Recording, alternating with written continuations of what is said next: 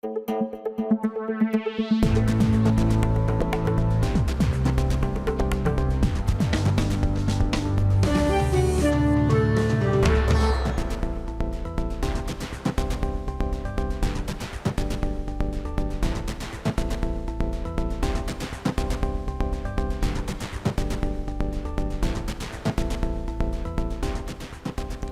এখন জনপদে, সঙ্গে আছে আমি গালিব ইবনে রিয়াজ। কাল উদ্বোধনের মধ্য দিয়ে পূর্ণরূপে চালু হতে যাচ্ছে দেশের দীর্ঘতম যমুনা রেল সেতু। তবে জয়দেবপুর থেকে ঈশ্বরদী পর্যন্ত ডাবল লাইন নির্মাণ না হওয়ায় রেল সেতুর পুরোপুরি সুফল পাওয়া নিয়ে সংশয় ব্যবসায়ীরা।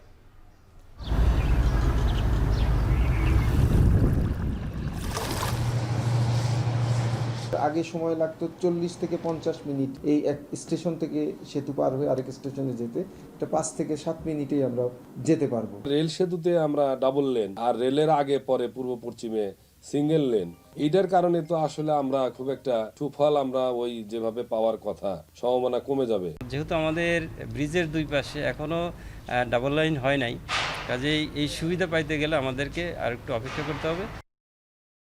এনে থাকছে বিস্তারিত। বরগুনায় মেয়ের ধর্ষণ মামলার বাদী নিহত মন্টু দাসের বাড়িতে গেছেন জামায়াতের আমির ডক্টর শফিকুর রহমান।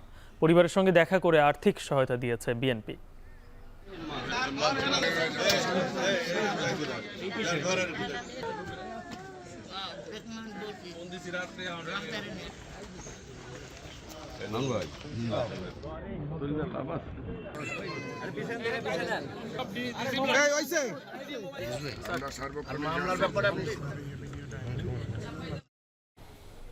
এ নিয়েও এখন জনপদে থাকছে বিস্তারিত। তবে শুরুতেই নৌপথে ঈদযাত্রার প্রস্তুতির খবর। নৌপথে ঈদের যাত্রীদের বাড়ি পৌঁছে দিতে প্রস্তুত করা হচ্ছে 175টি লঞ্চ। নিরাপত্তায় নদীতে পুলিশি টহল বাড়ানোর পাশাপাশি সব নদী বন্দরে মোতায়েন করা হবে অতিরিক্ত সদস্য। এদিকে নৌপথে আবারও যাত্রী ফেরাতে সদরঘাটে মেট্রো রেল স্টেশন করার দাবি করেছেন লঞ্চ মালিকরা। বিস্তারিত জানাচ্ছেন সানি মৃধা।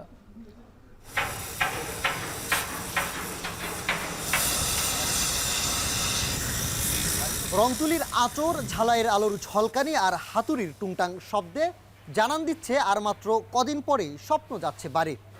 আর এই স্বপ্নকে বাড়ি পৌঁছে দিতে নতুন করে সাজছে লঞ্চগুলো। আগের মতো যাত্রীর চাপ না থাকলেও ঈদ সামনে রেখে বুড়িগঙ্গা তীরের ডকইয়ার্ডে পুরাতন লঞ্চগুলোকে নতুন করে সাজাতে কোনো কমতি রাখছেন না শ্রমিকরা। যদিও এইসব লঞ্চ মেরামত শ্রমিকদের নেই আগের মতো তাড়াহুড়ো। যেখানে আগে এক একজন শ্রমিক ঈদের আগে 8 থেকে 9টা লঞ্চ মেরামতের তাড়া থাকতো, সেখানে এখন কেবল কাজ করছেন 2 থেকে 3টা। এমনকি আগের মতো মালিকরাও খুব একটা ভালোভাবে করাচ্ছেন না মেরামত। এতে করে থেকে যাচ্ছে দুর্ঘটনার ঝুঁকিও। টুকটাক ডগে যা কাজ করায়, টুকটাক কাজ করায়। আগে একটা ফুটে এলে পথে পুরা ফেলে দিতে, ফুটে বন্ধ করে 1 ফুট 2 ফুট 3 ফুট তালি দেয়। প্রতিদিন 5-7টা লঞ্চে কাজ করতেছে, এখন একটা দুইটা। এখন কাজের চাপ অনেক কম, আমরা কয়দিন করতে পারি, আবার বসে থাকা। 2022 সালে পদ্মা সেতু উদ্বোধনের পর ধীরে ধীরে কমতে থাকে মানুষের নৌপথের যাত্রা, বিশেষ করে দক্ষিণাঞ্চলের মানুষ যারা বেশিরভাগই ছুটতেন লঞ্চে, তারাও ক্রমশই ঝুঁকতে থাকে সড়ক পথে। শেষ 3 বছরে বন্ধ হয়ে গেছে বহু নৌরুট। তবে ঈদ বা যে কোনো উৎসব এলে যাত্রী বাড়ে কয়েক গুণ।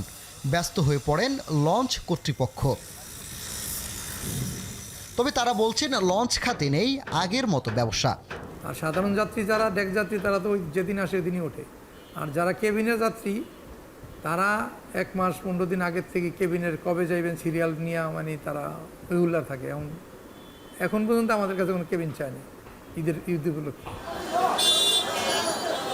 লঞ্চ মালিকরা আরও বলছেন পদ্মা সেতুর পাশাপাশি লঞ্চে যাত্রী কমার আরেক কারণ হলো গুলিস্তান থেকে সদরঘাট পর্যন্ত রাস্তায় অবৈধ পার্কিং ও দীর্ঘ যানজট। তারা বলছেন সদরঘাটে মেট্রো রেলের স্টেশন করা গেলে এ খাতে হারানো যৌবন ফিরে আসবে। সদরঘাট মেট্রো রেলে আসে, সেক্ষেত্রে আমরা মনে হয় অনেকটা ক্ষতিপুরে নিতে পারবো। আবার যাত্রী নদীভোগে মুখ দিবার এই জামের জন্য আর 3 জায়গায় 4 জায়গায় ভাঙার জন্য যাত্রী অনেক কষ্ট পায়। যাত্রী কল্যাণ সমিতির তথ্য মতে এবারের ঈদে প্রায় 1.5 কোটি মানুষ বাড়ি ফিরবেন, যার মধ্যে 17% মানুষ যাবেন নৌপথে। বিআইডব্লিউটিএ বলছে এবারের ঈদে যাত্রীদের বাড়ি পৌঁছে দিতে প্রস্তুত আছে 175টি লঞ্চ। নৌপথের নিরাপত্তায় সব নৌবন্দরই মোতায়েন করা হবে অতিরিক্ত আইন শৃঙ্খলা বাহিনীর সদস্য। বাড়ানো হবে কোস্টগার্ড ও নৌ পুলিশ টহল। এবছর আমরা আমাদের যৌথ টহল থাকবে, কোস্টগার্ড, নৌবাহিনী এবং নৌ পুলিশ সম্মিলিতভাবে ওই সমস্ত এলাকায় যৌথ টহলের ব্যবস্থা গ্রহণ করা হবে। আমরা এই ঈদকে সামনে রেখে প্রায় 950 আমরা জানি যে আমাদের নৌ পুলিশের 1900 আমাদের ফোর্স আছে, এর 950 ফোর্সই আমরা ঈদগুলোকে ডিপ্লোমেন্ট দিচ্ছি।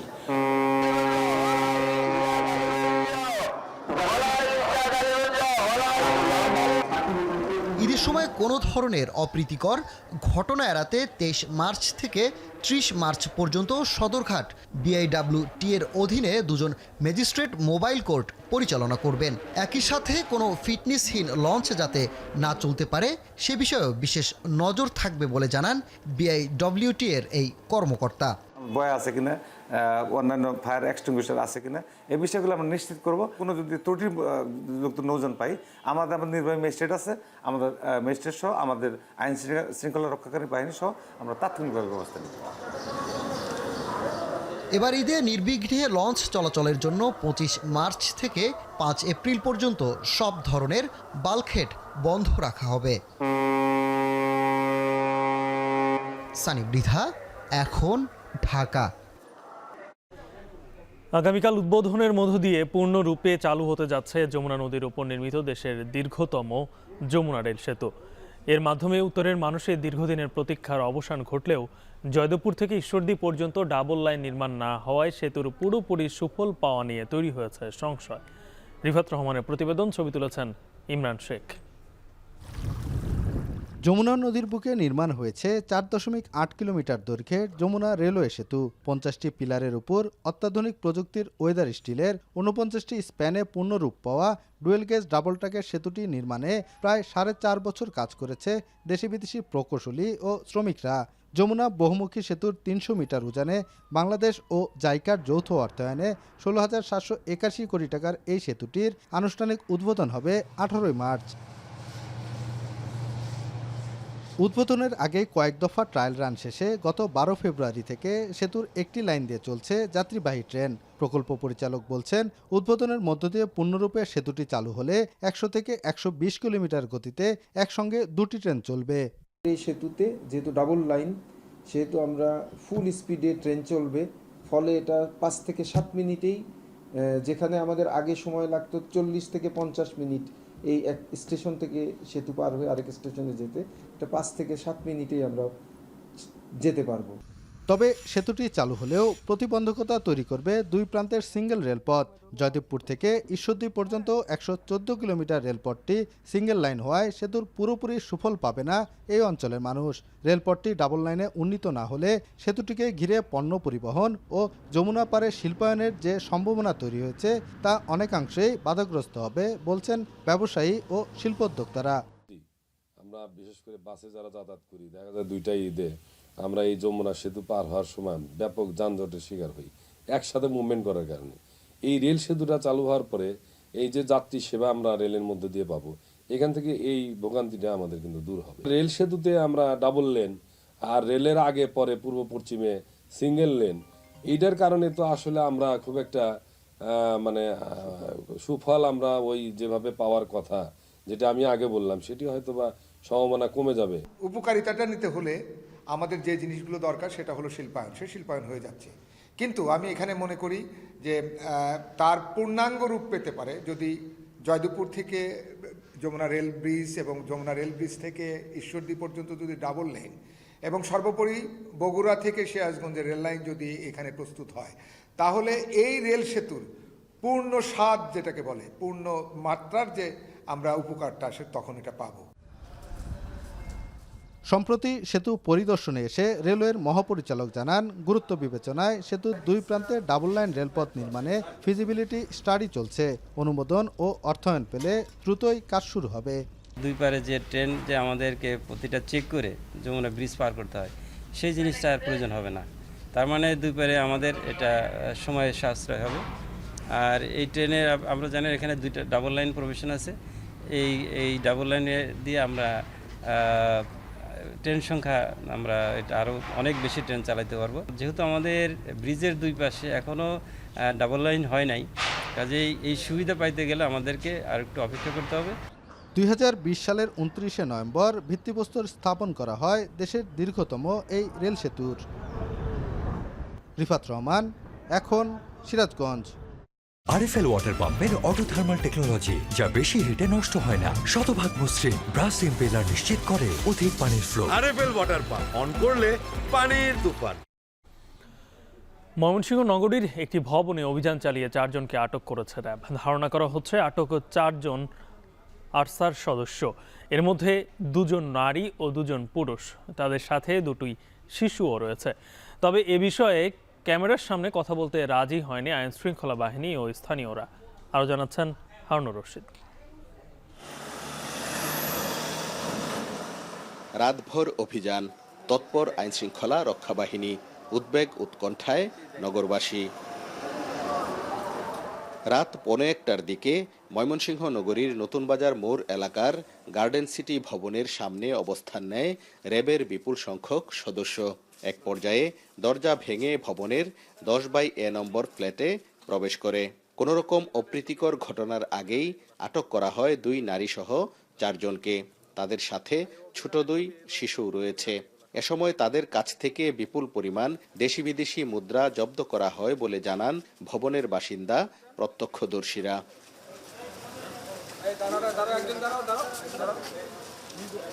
অপরাধীদের পরিচয় শনাক্তের চেষ্টা করা হলেও ভয়ে ক্যামেরার সামনে কথা বলতে রাজি হয়নি ফ্ল্যাটের আশপাশের লোকজন। তবে প্রাথমিকভাবে জানা যায় মিয়ানমারের Arakan Rohingya salvation army Archer 4 সদস্য তারা। আটকের পর দ্রুত গাড়িতে করে ঢাকার উদ্দেশ্যে ঘটনাস্থল ত্যাগ করে র্যাব সদস্যরা। অভিযানের নেতৃত্বে থাকা র্যাব কর্মকর্তাদের সাথে কথা বলার চেষ্টা করা হলেও সাংবাদিকদের এড়িয়ে যান তারা। হারুনুর রশিদ, এখন ময়মনসিংহ। নরসিংদীতে জব্দ মাদকদ্রব্য আদালতের মালখানায় জমা না দিয়ে গোপনে অন্যত্র সরিয়ে ফেলার অভিযোগ উঠেছে এক পুলিশ পরিদর্শকের বিরুদ্ধে। ঘটনা ধামাচাপা দিতে অভিযোগও উঠেছে ঘুষ দেয়ার। এ নিয়ে তদন্তে নেমেছে প্রশাসন। কাউসার আহমেদের ছবিতে রাকিবুল ইসলামের প্রতিবেদন। গত 4 ফেব্রুয়ারি নরসিংদী জেলা গোয়েন্দা পুলিশ 96 কেজি গাঁজা জব্দ করে। আইন অনুযায়ী তা আদালতের মালখানায় জমা দেওয়ার কথা থাকলেও সেটি করা হয়নি, বরং মালখানার অফিসারকে ঘুষ দিয়ে বিষয়টি ধামাচাপা দেওয়ার চেষ্টা করা হয়। 15 মার্চ পুলিশ সুপার বরাবর লিখিতভাবে বিষয়টি জানান নরসিংদী সদর কোর্টের মালখানার দায়িত্বপ্রাপ্ত কর্মকর্তা এসআই শামিনুর রহমান। এসআই শামিনুর রহমান জানান, আদালতের আদেশ অনুযায়ী মালখানায় জমা না দিয়ে গোপনে অন্যত্র সরিয়ে ফেলা হয়েছে জব্দ করা মাদক। বিষয়টি গোপন রাখতে ঘুষ দেওয়ারও চেষ্টা করেন ডিবি কর্মকর্তা। আসলে মালটা ডিবি ধরছে, ডিবি ধরার পরে আমাদের কাছে বুঝিয়ে দেওয়ার কথা, কিন্তু আমরা আসলে মালটা বুঝিয়ে পাইনি। বুঝিয়ে না পাইলে মাল যেভাবে হোক ওটা মালটা ধ্বংস হয়ে গেছে আর কি। ধ্বংস বিষয়টা এটা আমার জানা নাই। আমি যেহেতু মাল আমি বুঝিয়ে পাই নাই, ওই বিষয়টা আমি আমার নলেজে নাই। এই বিষয়টা নিয়েই আমি মূলত আমার স্যারকে জানাবো। ঘটনাটি প্রকাশ পাওয়ার পর সামাজিক যোগাযোগ মাধ্যমে আলোচনা শুরু হয়। অভিযুক্ত ডিবি কর্মকর্তার কাছেও মেলেনি যৌক্তিক উত্তর। পুরো বিষয়টি বানোয়াট দাবি করেন তিনি। এটা সম্পূর্ণ ভিত্তিহীন এবং মিথ্যা। কোর্ট ম্যাজিস্ট্রেটের উপস্থিতিতে মালামাল ধ্বংস করছে, আলামত ধ্বংস করছে। সেই ক্ষেত্রে ওই সাব ইন্সপেক্টরের সাথে তো আমার কোনো বিষয়ে কথা বলার কোনো সুযোগই নেই, দরকারও নাই।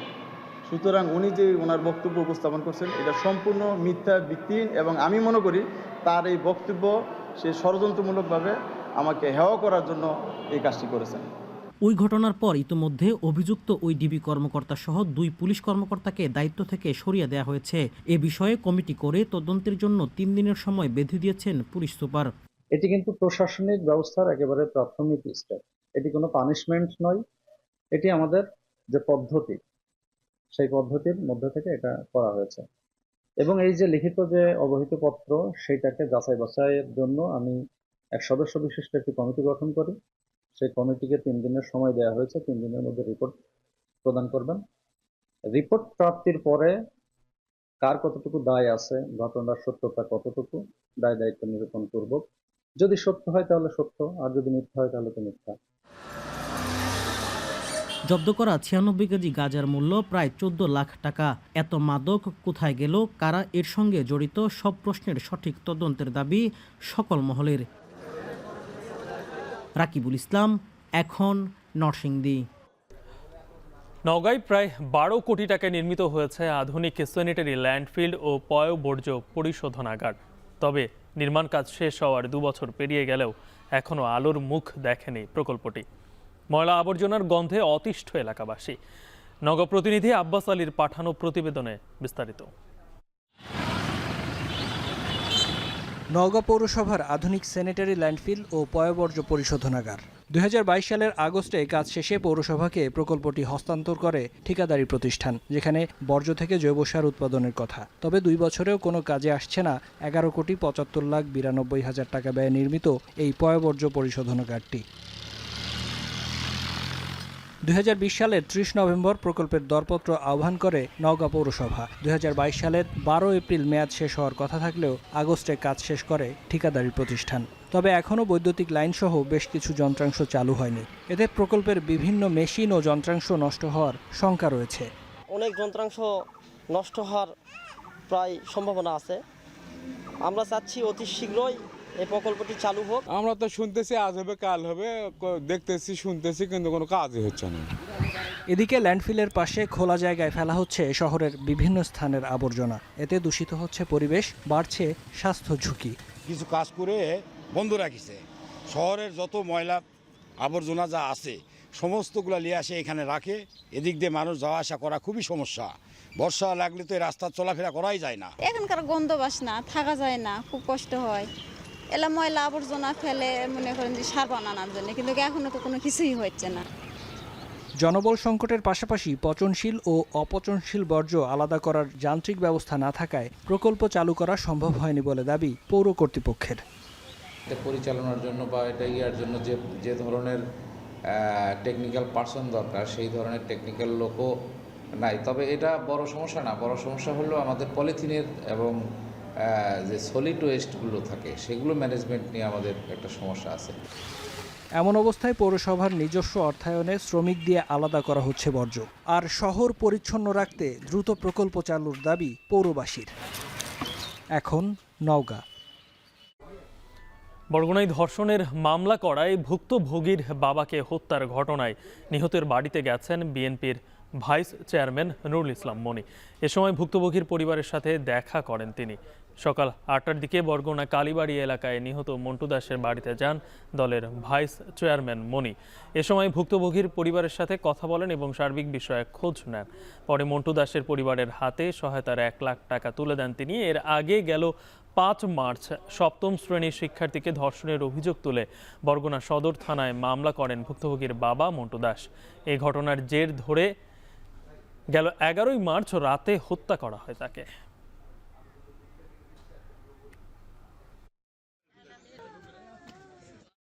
আমরা 1 লাখ টাকা ওনাকে দিচ্ছি, এই মুহূর্তে ওনাকে দিব।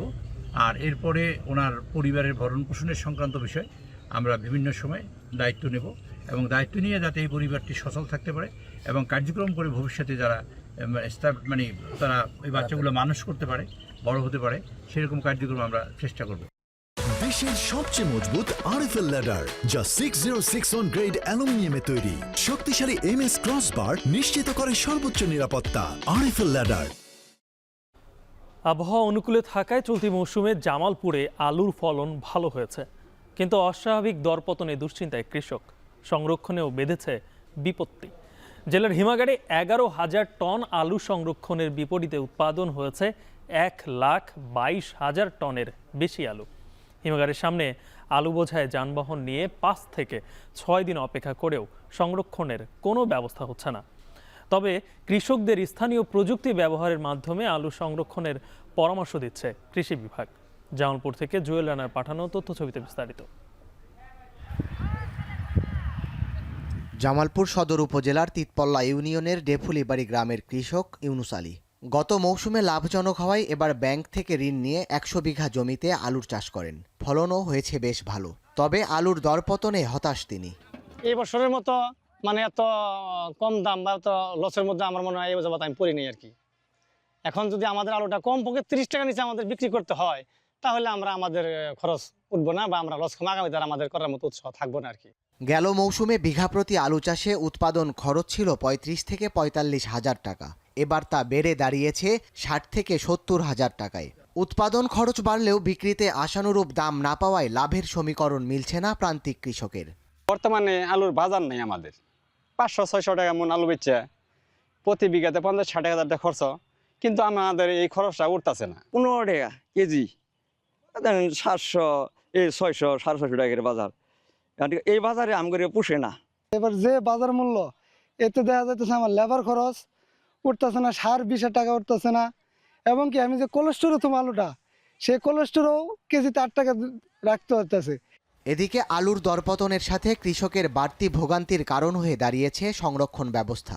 জেলায় হিমাগারে 11,000 টন আলু ধারণ ক্ষমতার বিপরীতে উৎপাদন হয়েছে অন্তত 10 গুণ। আলু বোঝাই যানবাহন নিয়ে 5 থেকে 6 দিন হিমাগারের সামনে অপেক্ষা করেও মিলছে না সুফল।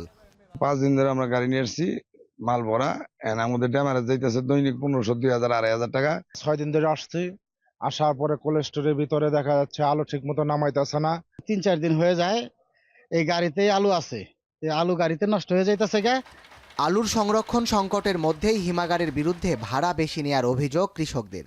প্রতি কেজি আলু সংরক্ষণে সরকারিভাবে ভাড়া নির্ধারণ করা হয়েছে 6 টাকা 75 পয়সা, সেখানে কেজি প্রতি নেওয়া হচ্ছে 8 টাকা। আমাদের 5,000-এর মাঝে আমাদের হয় 80,000 বস্তা, আমাদের প্রায় 60,000 বস্তা আমাদের কভার হয়ে গেছে, আর 20,000 বস্তার মতো আমাদের বাকি আছে। এ অবস্থায় বাড়তি আলু সংরক্ষণে কৃষকদের স্থানীয় প্রযুক্তি ব্যবহারের পরামর্শ কৃষি বিভাগের। আমরা কৃষকদের বলছি, যেহেতু আলু ফলন বেশি হয়েছে, কৃষকরা স্থানীয় পর্যায়ে যেন তারা দেশীয় পদ্ধতিতে আলু সংরক্ষণ করে, তাহলে তারা সংরক্ষণ পরবর্তীতে হয়তো তারা নিজেরাও খেতে পারবে এবং বাজারে বেশি মূল্যে বিক্রি করতে পারবে।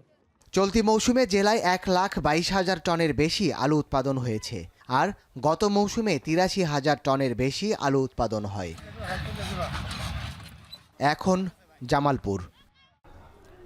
বরগুনায় মেয়েকে ধর্ষণ ও বাবাকে হত্যার শিকার পরিবারের সঙ্গে দেখা করতে গেছেন জামায়াতের আমির। এখন তিনি কথা বলছেন, সরাসরি যুক্ত হচ্ছি।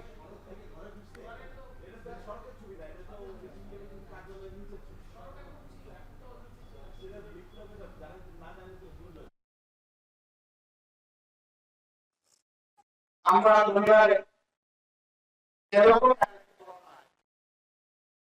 সমবেদনা সহানুভূতি জ্ঞাপন করার জন্য মাধ্যমে এই ব্যবহারের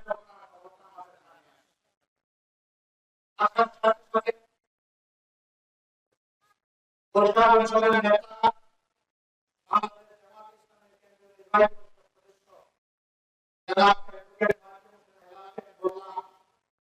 বিষয়টির খোঁজ নেই তিনি বিস্তারিত প্রমাণ দিয়ে বলেন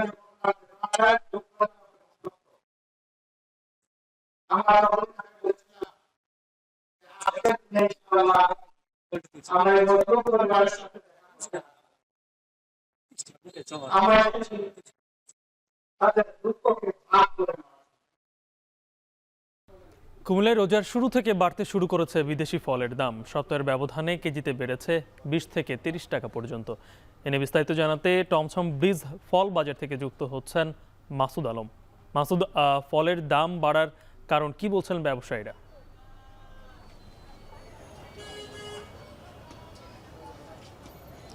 গালিব, রোজার শুরু থেকে আসলে ফলের দাম আমরা দেখেছি যে দেশি এবং বিদেশি সব ধরনের ফলের দামে কিন্তু চড়া মূল্যে বিক্রি হচ্ছে বেড়েছে। তবে সেক্ষেত্রে কিন্তু এগিয়ে রয়েছে বিদেশি ফলগুলোই। আমরা দেখেছি বিদেশি বিভিন্ন জাতের ফলের যে দাম বাড়ছে সেটার বিষয়ে আমরা যারা বিক্রেতা রয়েছেন খুচরা তাদের সঙ্গে কথা বলেছি। তারা বলেছেন যে রোজার শুরু থেকে আসলে চাহিদা বেড়েছে, একই সঙ্গে এই চাহিদার সাথে আপনার যে সরবরাহ সেটা ঠিকঠাক না থাকার কারণেই মূলত প্রায় কেজিতে 20 থেকে 30 টাকা বেড়েছে ফলের কেজিতে। তবে এখানকার যে স্থানীয় যারা ক্রেতা রয়েছেন তারা বলছেন যে আসলে শুধু রোজা না, রোজার আগেও কিন্তু এই বিদেশি ফলের দাম কিন্তু বেশিতেই বিক্রি হয়েছিল। তবে সেটা এসে রোজার পরে মাঝামাঝি এসে আসলে এখন আবার আরও দাম বেড়েছে। এখন প্রায় 2 দফা দাম বেড়ে কিন্তু আমরা দেখেছি যে 300 টাকার নিচে কোনো ফলেই পাওয়া যাচ্ছে না কেজিতে। বিশেষ করে যদি আমি আঙ্গুরের কথা বলি, আঙ্গুর বিক্রি হচ্ছে 350 টাকা দরে এবং সেটা বিভিন্ন ধরনের যে আকার এবং মান ভেদে কিন্তু বিক্রি হচ্ছে। একই সঙ্গে যদি আমরা কথা বলি যে কমলা, আপেল বা যে বেদানা, সে সঙ্গে হচ্ছে যে আনার, এই ধরনের ফলের দামও কিন্তু বেড়েছে। আমরা দেখেছি যে ফলের যে দামগুলো বাড়ার কারণ আসলে ব্যবসায়ীরা, খুচরা ব্যবসায়ীরা ঠিকঠাকভাবে কিছুই বলতে পারতেছে না। তারা বলছেন যে আসলে তাদের বেশি দরে কিনতে হয়, যার কারণে তারা বেশি দরেই কিন্তু বিক্রি করতে হচ্ছে।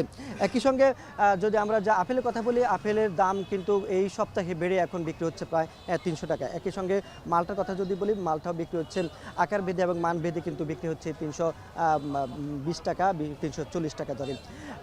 একই সঙ্গে আনার যদি কথা বলি, আনারও দাম কিন্তু একেবারে আকাশ ছোঁয়া। সেটি বিক্রি হচ্ছে প্রায় 500 টাকা ছাড়িয়েছে, 450 টাকা থেকে 520 টাকা পর্যন্ত গিয়ে ঠেকেছে। এই বিদেশি ফল ছাড়াও কিন্তু আমরা যদি দেশি ফলের কথা বলি, সে দেশি ফলের মধ্যে আমরা আনারস বা বেল কিংবা এখন নতুন যে বাঙ্গি বা তরমুজ রয়েছে, সেগুলোর দামের ক্ষেত্রেও কিন্তু আমরা দেখেছি যে আসলে ওইভাবে ক্রেতার নাগালের বাইরে রয়েছে। বিশেষ করে যদি তরমুজের কথা বলি, তরমুজ এখনও আকার এবং মানভেদে আমরা দেখেছি যে ছোট, মাঝারি বা বড় আকারের তরমুজের যে দরে বিক্রি হচ্ছে সেটি এখনও আসলে যারা খেটে খাওয়া এবং শ্রমজীবী মানুষ রয়েছেন তাদের ক্রয় ক্ষমতার বাইরে রয়েছে। বিক্রেতারা বলছেন যে মাঝারি ধরনের যে তরমুজগুলো রয়েছে সেগুলো এখন বিক্রি হচ্ছে 350 টাকা থেকে 420 টাকা পর্যন্ত। একই সঙ্গে বড় আকারে যে তরমুজগুলো রয়েছে সেগুলো বিক্রি হচ্ছে 400 টাকা থেকে 500 টাকার উপরে। তবে ছোট আকারে যে তরমুজগুলো রয়েছে সেগুলো মানে খুব বেশি ভালো না হওয়ার কারণে কিন্তু বাজারে খুব বেশি পাওয়া যাচ্ছে না। তবে সেগুলোর দাম 200 থেকে 250 টাকার মধ্যেই বিক্রি হচ্ছে। একই সঙ্গে যদি আমরা আনারসের কথা বলি, যেটা আসলে এখন মানুষের ফলের দাম বাড়ার কারণে যেটা আসলে মানুষ রাখার চেষ্টা করেন ইফতারের সঙ্গে, সেটি আসলে আনারস বা বেলের শরবত। আনারস বিক্রি হচ্ছে আনারস বিক্রি হচ্ছে জোড়ায় বিক্রি হচ্ছে 100 থেকে 120 টাকা এবং বেলের দামও কিন্তু আমরা দেখেছি যে খুব বেশি দরে বিক্রি হচ্ছে চড়া, সেটি একটা বেলে বিক্রি হচ্ছে 70 থেকে 80 টাকা দরে। তো আসলে আমরা দেখেছি যে মানুষ এখন আসলে ফল ছাড়াই ইফতার করতে হচ্ছে, যার কারণ হিসেবে তারা বলছেন যে বাজার মনিটরিং প্রয়োজন। ফলের বাজার মনিটরিং করলে যদি বাজার নিয়ন্ত্রণ আসে তাহলে তারা তাদের ক্রয় ক্ষমতার মধ্যে থাকবে। তো গালিব, এ ছিল কুমিল্লা থেকে যুক্ত ছিলেন সহকর্মী মাসুদ আলম। আমের বাগানের সাথে হলুদের চাষ বাড়ছে রাজশাহীর আড়ানি সহ 3 উপজেলায়। ক্ষুদ্র শিল্পে রূপ নিচ্ছে উৎপাদিত হলুদের ব্যবসা ও প্রক্রিয়াকরণ। মশলা প্রস্তুতিকরণে প্রযুক্তিগত উন্নয়ন সম্ভব হলে কমবে আমদানি নির্ভরতা, এমনকি বৈদেশিক মুদ্রা অর্জন করাও সম্ভব বলে মনে করছেন বিশেষজ্ঞরা। রাহানুল ইসলামের ক্যামেরায় রাকিবুল হাসানের প্রতিবেদন। রাজশাহীর নরম বেলে দোআঁশ মাটিতে সহজেই হলুদের চাষ করা যায়, ফলে চলতি বছর লক্ষ্যমাত্রা ছাড়িয়েছে হলুদের উৎপাদনে, যা গত বছরের তুলনায় বেশি, প্রায় 628 মেট্রিক টন। রাজশাহীর আড়ানি গ্রামের কৃষ্ণা রানী দাস স্বল্প পুঁজিতেই করেছেন হলুদের চাষ। এমনকি বছর না ঘুরতেই চৈত্র বৈশাখের রোপা হলুদ তুলতে পারছেন ঘরে। লাগা থুয়ে দিলে কি হবি না, তার মধ্যে সার আছে, বিষ আছে, ফসফেট আছে, তার মধ্যে কত রকমের জিনিস আছে, তার তো না দিলে তো হবি না এইসব আবাদ। খাটতে খুঁড়তে বেশি পড়ছে, তার হয়তো ভালো হয়েছে, যারা যেমন খাটনি তেমন আবাদ। রং, স্বাদ আর সুঘ্রাণে রাজশাহীর হলুদের চাহিদা বাড়ছে বহুজাতিক কোম্পানির কাছে। এমনকি হাটে মান ও প্রকারভেদে প্রতিমন কাঁচা হলুদ ১৪০০ টাকায় ও শুকনো হলুদ বিক্রি হচ্ছে ৯,০০০ টাকায়। এই আড়ানি হলুদটা আপনার সবচেয়ে বেশি দাম, সেটা আপনার দেখা যাচ্ছে যে ২২৫ থেকে মোটামুটি আপনার ৩০০ টাকা পর্যন্ত আছে। ব্রিটিশ আমল থেকে এই হাটের সুনাম আছে, হলুদ এবং গুড় এই সমস্ত পণ্য বিভিন্ন জায়গাতে হলুদ এখানে আসে, আসার পর আমরা এখানে খরিদ করি, এখানেও বিক্রি করে কেউ মোকামে নেওয়া যায়। ভালো উৎপাদন ও যোগাযোগ ব্যবস্থা ভালো থাকায় ধীরে ধীরে হলুদের ব্যবসা শিল্পের রূপ পাচ্ছে রাজশাহীর আড়ানিতে। হলুদ প্রক্রিয়াজাত করতে গড়ে উঠছে শত শত হলুদের চাতাল, ফলে তৈরি হচ্ছে নতুন কর্মসংস্থানের। দিন ৪০০ টাকা করে কাজ করি। আমাদের হলো সকাল 7:30টার সময় আসা আর 6টার সময় যাওয়া। খেয়ে দে কাজ কাম করে হাটে হাট টাকা টুকু পাচ্ছে, অনেক ভালো চলছে। আমাদের বাপ দাদার আমল থেকে ব্যবসাটা ছিল, এখন ধরেন প্রচুর হয়েছে।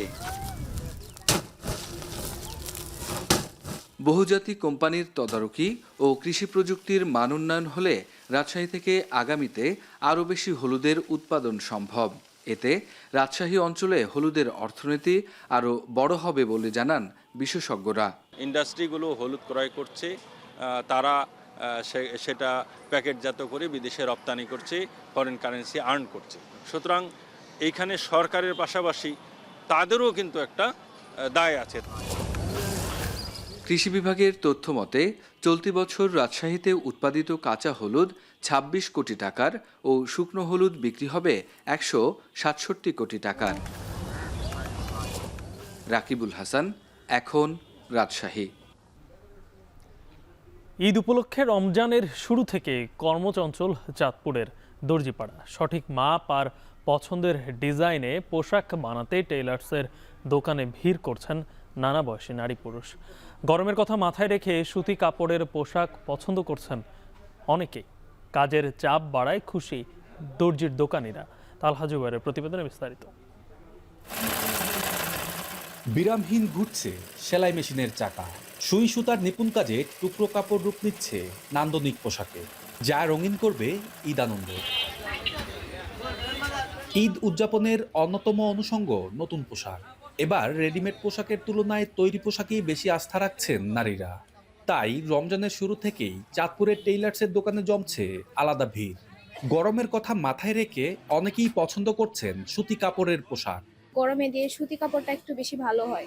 এদিকে দিচ্ছি যে তাড়াতাড়ি নিতে পারি, ভালো ডিজাইন হয়, নতুন জামা পরে যে ঈদ করতে পারি তাই।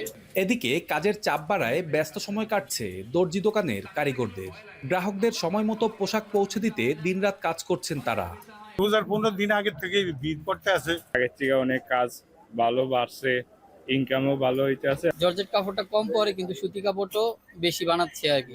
বছরে সবচেয়ে বেশি কাজ হয় রমজানের ঈদকে ঘিরে। রমজানের শুরু থেকেই কাজ বাড়তে থাকায় খুশি দোকানিরা। বেশিরভাগই বুঝের কাস্টমার, তারা অর্ডারি মালটা পছন্দ করে। এই অর্ডারি মালটা তার ফিটিং ঠিক মতো হয়, মন মতো কিনতে পারে। রেডিমেডটা অনেক সময় দেখা যাচ্ছে ফিটিং হচ্ছে না, আবার নিয়ে দোকানে নিয়ে ফিটিং করতে হয়। এই হিসাবে অর্ডারের দোকানে কাজটা ভিড় থাকে বেশি। ছোট বড় মিলিয়ে প্রায় ৬০০ দর্জির দোকান রয়েছে চাঁদপুরে, আর এক একটি পোশাকের মজুরি ৩০০ থেকে শুরু করে ৬০০ টাকা পর্যন্ত। তালহা জুবাইর, এখন চাঁদপুর। ময়মনসিংহে ভেঙে ফেলা হচ্ছে ঐতিহ্যবাহী পূরবী সিনেমা হল। এনে আরও জানাতে যুক্ত হচ্ছেন ইমতিয়াজ আহমেদ। ইমতিয়াজ, কি কারণে সিনেমা হলটি ভেঙে ফেলা হচ্ছে? গালিব, আমরা দাঁড়িয়ে আছি ময়মনসিংহের অত্যন্ত প্রাচীন 50 বছরের বেশি সময় ধরে চলা সিনেমা হল পূরবী সিনেমা হলের একেবারে ধ্বংসস্তূপের মধ্যেই দাঁড়িয়ে রয়েছে। সিনেমা হলটি ভেঙে ফেলা হচ্ছে। এখানকার সুপারভাইজার আসলে বলছিলেন একটি চলচ্চিত্রের কথা, বেদের মেয়ে জ্যোৎস্না। সেই চলচ্চিত্রে প্রায় 2 মাস, টানা 2 মাস এখানে ছবিটি চলেছে এবং সর্বকালের তারা সর্বোচ্চ ব্যবসা করেছিলেন এই সিনেমা হলে, এবং মানুষের যে ভিড় দেখেছিল সেগুলো এখন কেবলই স্মৃতিচারণ করছিলেন তারা। এবং এছাড়াও অন্যান্য যে কালজয়ী যে সিনেমাগুলো রয়েছে বাংলা চলচ্চিত্র, সেগুলো স্মৃতিচারণ করছিলেন। আমরা দেখতে পাচ্ছি এই পূরবী সিনেমা হলের বিভিন্ন যে ইমারতগুলো রয়েছে সেগুলো কিন্তু ভেঙে ফেলা হচ্ছে।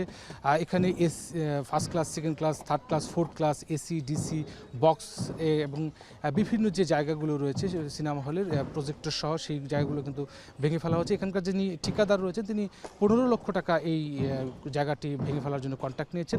মালিক পক্ষ থেকে যেটা জানানো হচ্ছিল যে মূলত 2007 সালে যখন ময়মনসিংহের অলকা, পূরবী, ছায়াবাণী, অজন্তা এবং এই সিনেমা হলগুলোতে একসাথে যখন বোমা হামলার ঘটনা ঘটে, তারপর থেকে কিন্তু আসলে দর্শক কমতে থাকে এবং একটা দীর্ঘদিন কিন্তু দর্শক খরায় পড়তে থাকে এই সিনেমা হলগুলো। এবং এর মধ্যে কিন্তু অন্য সিনেমা হল বন্ধ হয়ে গেল, দুটো সিনেমা হল সর্বশেষে একেবারে মাটি খামচে তারা কিন্তু টিকেছিল, ছায়াবাণী এবং এই পূরবী সিনেমা হল। এবং দীর্ঘদিন তারা কিন্তু লস করে এই সিনেমা হলগুলো কিন্তু মালিক পক্ষ চালাচ্ছিলেন এবং শেষ পর্যন্ত যখন এই খরচের লাগাম হল মালিক টানতে পারছিলেন না, ঠিক সেই মুহূর্তে কিন্তু এই সিনেমা হলটি ভেঙে ফেলার সিদ্ধান্ত গ্রহণ করা হচ্ছিল। এবং তারা কিছুটা অভিযোগও করেছেন যে বিভিন্ন সময় আসলে মন্ত্রণালয়ের কাছে, সরকারের কাছে তারা এই হলগুলো টিকিয়ে রাখার জন্য তারা বিভিন্ন সময় সাহায্য সহযোগিতা চেয়েছেন, কিন্তু সেগুলো পাননি। বরঞ্চ উল্টো সিনেমাগুলোকে টাকা দেওয়া হয়েছে, যেই সিনেমাগুলোর মান নিয়েও কিন্তু এখানে প্রশ্ন তুলছেন, দর্শক নিয়েও কিন্তু প্রশ্ন তুলছেন। এবং যে তারাও যেটা বলছেন, যদি আসলে এই হলগুলোকে টিকিয়ে রাখার জন্য সরকারের আরও বলিষ্ঠ পদক্ষেপগুলো থাকতো, তাহলে হয়তো হলগুলো আজকে এই পূরবী হলের এই অবস্থা হতো না। আমরা দেখতে পাচ্ছি বিভিন্ন ইট, রড, সিমেন্ট এছাড়া যে গুরুত্বপূর্ণ যে জিনিসগুলো রয়েছে সেগুলো কিন্তু ভেঙে পড়ার পর জড়ো করা হচ্ছে। এবং পাশাপাশি এই যেহেতু ময়মনসিংহ একটি শিল্প সাহিত্যের নগরী, যেখানে কিন্তু এখন বর্তমানে মাত্র একটি সিনেমা হল, ছায়াবাণী সিনেমা হলটা কিন্তু টিকে আছে। এবং যেটা সাংস্কৃতিক অঙ্গনে কিন্তু যারা সাংস্কৃতিক কর্মী রয়েছেন তারা বলছেন যে এটি সাংস্কৃতির জন্য কিন্তু একটা হুমকি স্বরূপ, এবং এই ক্ষতি আসলে কত বছর লাগবে এই ক্ষতিটি পুষিয়ে উঠতে, সেটি কিন্তু আসলে বলাই বাহুল্য। এবং বিগত সময়ে যে সিনেমা হলগুলো ভাঙা হয়েছে সেগুলোতে কিন্তু আমরা দেখতে পেরেছি যে বিভিন্ন বড় বড় হাইরাইজ বিল্ডিং করা হয়েছে, বিপণী বিতান কেন্দ্র করা হয়েছে, এবং তারাও কিন্তু বিভিন্ন সময় বিভিন্ন উসিলা দিয়েছিলেন যে সেখানে তারা সিনেপ্লেক্স করবেন, কিন্তু পরবর্তীতে সেখানে বিভিন্ন প্রসাধনী, মোবাইল অ্যাক্সেসরিজের দোকান, বিপণী বিতান কিন্তু গড়ে উঠেছে।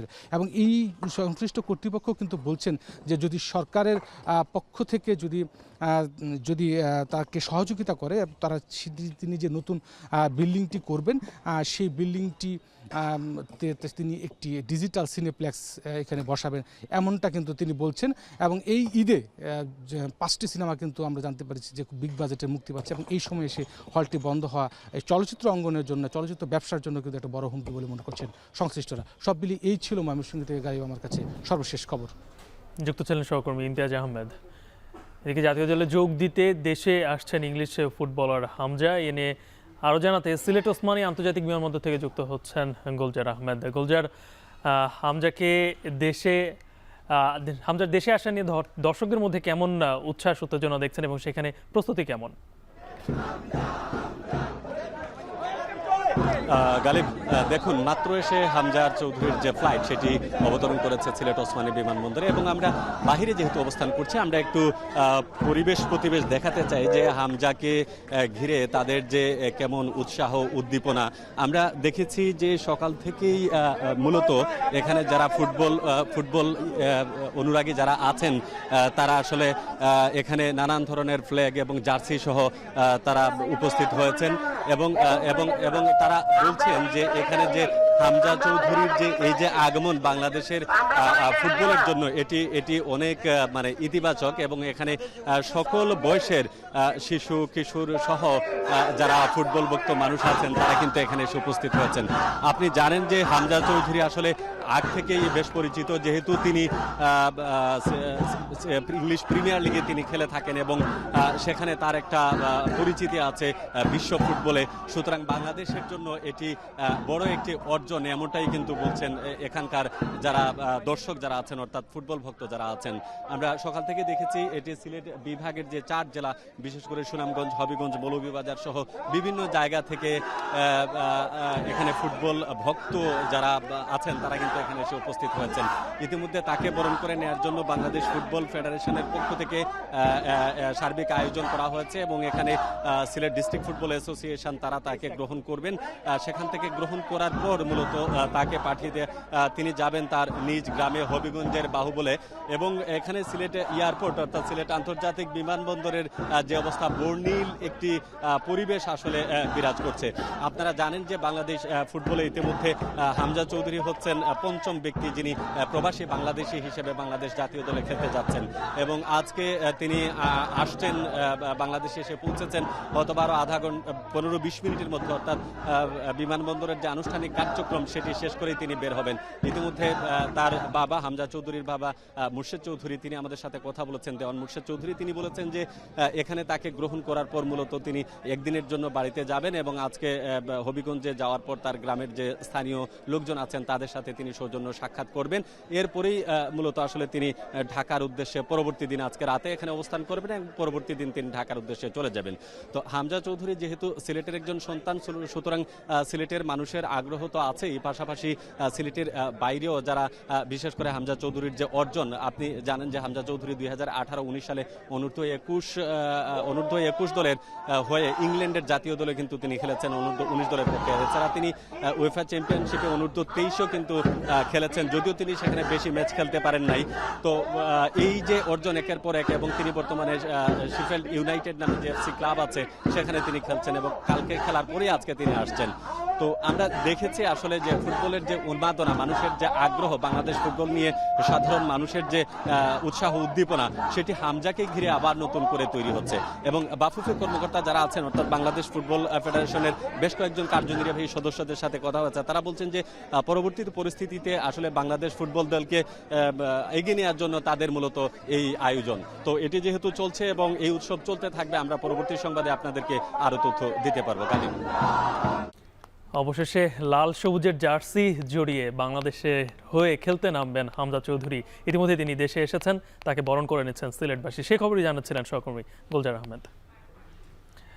শেষ করছে এখন জনপদের আয়োজন। এখন টেলিভিশন ওয়েবসাইটে দেখতে ভিজিট করুন এখন.tv, ফেসবুকে চোখ রাখুন facebook.com/tv.এখন, আর ইউটিউবে লাইভ দেখতে ভিজিট করুন youtube.com/c/echontv।